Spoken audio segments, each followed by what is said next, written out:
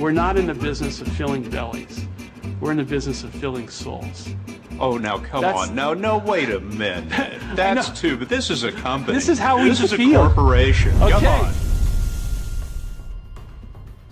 If a guy really wants a free choice, why would you spend so much money and so much effort and time to stop the rights of workers when you're really just trying to produce a good cup of coffee, aren't you?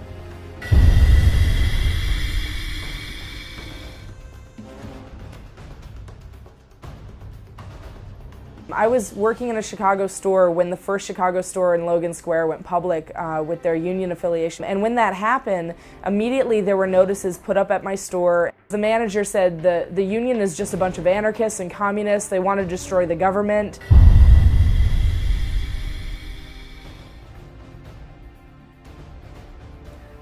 My district manager came into our store, pulled me off the floor. She starts asking me how I've contacted workers at other stores, if there's anything I'd like to talk with her about. It's an interrogation. I refused to answer her questions. I told her that I asked her if she'd ever heard of the National Labor Relations Act, and she said no. And at that point, she pulled out termination papers and told me I was being fired.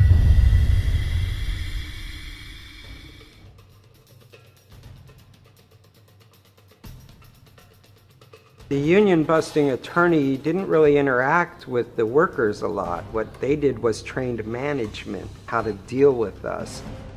And he's got millions to put in it. That firm you're talking about is Aiken and Gump. And the attorney is Dan Nash. And they're a union-busting law firm. And he's really good at what he does.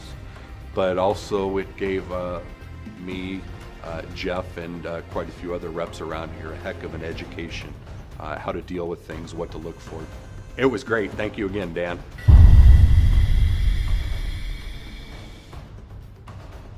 So it was lies about the union to paint the union as this horrible group that was from the outside, not made up of the workers within, and was out to get us. As employees of a company, you want to be valued and appreciated. Howard also had an incident, which is public record, on a HR person that was forced to throw applications from anyone that had ever worked a union job in their life in the garbage can. And when she refused to do it, they terminated her.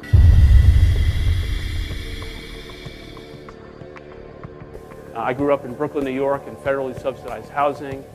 My dad never made more than $20,000 a year, and I kind of saw firsthand the fracturing of the American dream. I think that the Free Choice Act will make it a little easier for people. When the Employee Free Choice Act passes, places like Starbucks will organize. They can build up some retirement, get some health benefits, better family life. So it will make a difference in many places, including Starbucks. But for a company that claims to be socially conscious, all I can say is shame. Shame on you, Mr. Schultz.